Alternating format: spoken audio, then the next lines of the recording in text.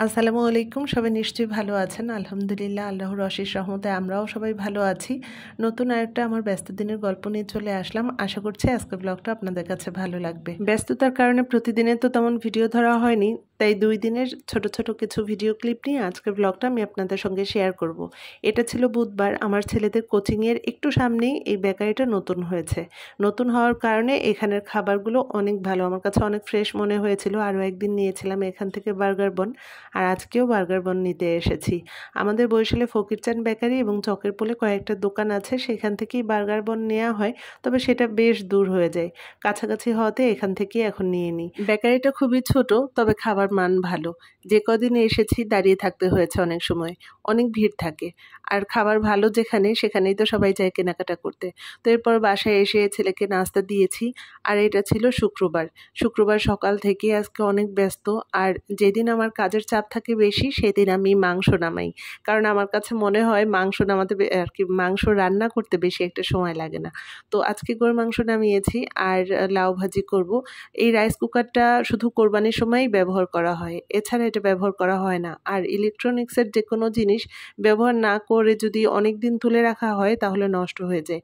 তো আজকে ভাবলাম যে মাংস যেহেতু রান্না করব, রাইস কুকারেই রান্না করি। একবারে হাতে মেখে বসিয়ে দিয়েছিলাম। আর রান্নার পরে তো সবকিছু একদম তেল ঝোলে একাকার অবস্থা হয়ে যায়। তো রাইস কুকারটাও চারিদিকে তেল মশলা ছিটে অনেক খারাপ অবস্থা হয়ে গেছে।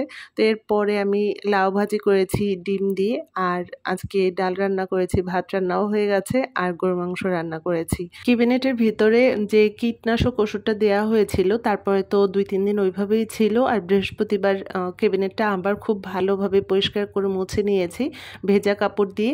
আর এরপর শুকোতে দিয়েছি। আর আজকে ক্যাবিনেটে কাপড় চোপড় সব ভরে ফেলবো। তো আমার ছেলেদের রুমের বেডশিটটাও চেঞ্জ করলাম, আমার বেডশিটটা চেঞ্জ করেছি। আর আজকে বিকেলবেলা আমি আমার ক্যাবিনেটটা একদম সুন্দরভাবে গুছিয়ে নিয়েছি। এত বড় ক্যাবিনেটে কাপড় চোপড়, প্রতিটা কাপড় চোপড় খুব ভালোভাবে ঝেড়ে তারপরে একটা একটা করে ভাঁজ করে তুলে রাখতেও অনেকটা সময় লেগেছে। একদম ৪টার সময় বসেছি, ৮টা কি ৮:৩০ বাজে তখন আমার কাজ শেষ হয়েছে। তো কাপড় চোপড়গুলো অনেক কাপড় চোপড় বাদ দিয়েছি। শুধু অল্প একটু জায়গা তো সেই উলি পোকা ধরেছিল, কাপড় চোপড় আর কোথাও দেখতে পেলাম না। তারপরও প্রতিটা কাপড় আমি রোদে শুকিয়ে খুব ভালোভাবে ঝেড়ে ভাঁজ করে আবার রেখে দিয়েছি। আর উপরে ওই যে শপিং ব্যাগগুলো দেখছেন, ওখানে কয়েকটা মশারি আছে তুলে রাখা, আর কি গেস্ট আসলে দেখা যায় যে বাড়তি মশারি লাগে, তখন নামানো হয়। আর এখানে আর প্রতিদিনের ব্যবহারের কাপড় চোপড় রাখা হয়েছে। আর অন্য রুমে আলমারিটাও আমি খুব ভালোভাবে ঝেড়ে একদম পরিষ্কার করে গুছিয়ে নিয়েছি, যে একবার যখন ঘরের কাপড় চোপড় এলোমেলো হয়েছে সব কিছু একদম সুন্দরভাবে ঝেড়ে পরিষ্কার করে রেখে দিই। ওদের ওয়ার্ড্রোবটাও খুব ভালোভাবে ঝেড়ে পরিষ্কার করে তারপর ওদের কাপড় চোপড়গুলোও সুন্দরভাবে গুছিয়ে রেখেছি। আর এরপরে টেবিল রানারটা চেঞ্জ করলাম। তারপরে এই রুমে যে ক্যাবিনেটটা আছে সেটাও একটু ঝেড়ে পরিষ্কার করে কাচের জিনিসগুলো যেগুলো দেখা যায় যে ধরা হয় না মাঝে মাঝে, আর কি অনেক দিন ধরা হয় না, সেই জিনিসগুলো আমি সুন্দরভাবে মুছে পরিষ্কার করে নিয়েছি। তো আলহামদুলিল্লাহ আমার কাজ অনেকটাই গুছিয়ে নেওয়া হয়েছে, আরও কিছু কাজ আছে। আজকে এখানেই রাখছি, সবাই ভালো থাকবেন।